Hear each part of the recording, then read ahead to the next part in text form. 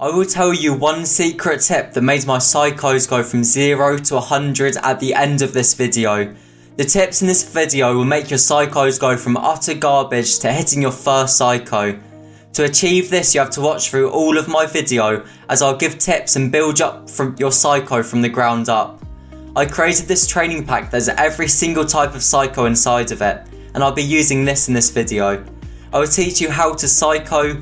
All of the timestamps are in the description and on video. While you're in the description, make sure to like and comment on this video, as it helps me a lot with the algorithm and to hit my like target of 50 likes in this video. As per the other psychos, the setup is the most important part of the shot. I can't stress enough how important the setup is. If you've perfected the setup, your whole shot will be so easy. You'll have so many attempts to get this right. You need to have a lot of speed before you get to the wall. The target in your head should be to get as close to the back wall as possible when you get the redirect. If you're this far away from the back wall, the redirect's going to have so much power on. If the redirect's this far away, your redirect's going to have no power on at all. So make sure you're as close to the back wall as possible when you're doing the Musty Flick. While you're nearly going supersonic, you need to aim for the corner of the wall. Aiming for the corner of the wall means you're pushing the ball further to the back wall, as I was just saying. If you hit the ball without going on the corner of the ball's just going to go infield, it's going to go nowhere near the back wall. So make sure you're doing the setup on the corner and you're nearly going supersonic. I wouldn't go supersonic, otherwise the ball would just hit the ceiling, but you want to nearly go supersonic, so your ball's in the perfect position for the Musty Flick.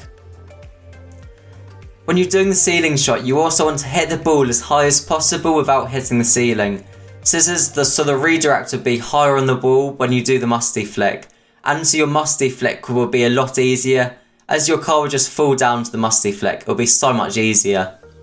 Just before doing the Musty, I always get a light touch on the ball. This sets up the Musty and moves the ball closer to the back wall.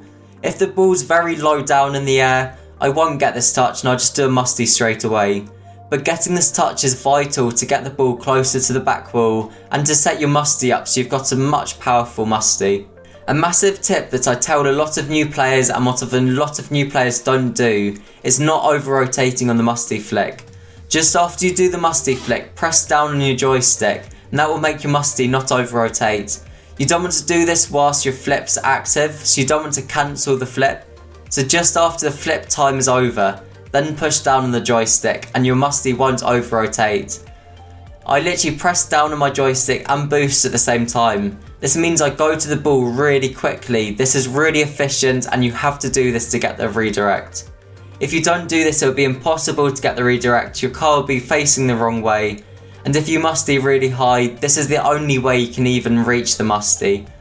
100% of top freestylers do this. They don't overextend the Musty.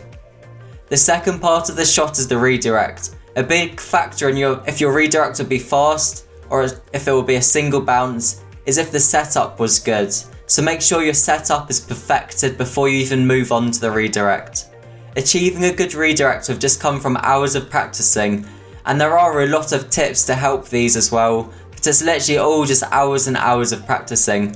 I'm even bad at psychos now and I've been training them for like 50 or so hours. It's just stupid how hard these are. Learning what height the ball will fall to your car will just be improved with hours of practicing this mechanic and can be improved through practicing wall reads and double touches. I have a lot of tutorial on my channel for these. You need to know what parts of your car receive the most power. The two parts of your car that receive the most power are the wheels and the corner of your car. I always aim for the corner of my car for these. I get a lot of ghost touches on the wheel, so I always aim for the corner. You can aim for the nose as well, but I feel like the hitbox is a bit messed up on the nose of your car. It's important you have a really light touch on the ball. This is the most difficult part of the shot and what I struggle with. It's so difficult to get a light touch, and you really don't want a heavy touch, so it just comes with hours and hours getting a light touch. Finally, I'd change my car cam before I do the last redirect. I change the car cam to make my clip look better, and so I have a much better view of the ball, so I can predict the redirect a lot better.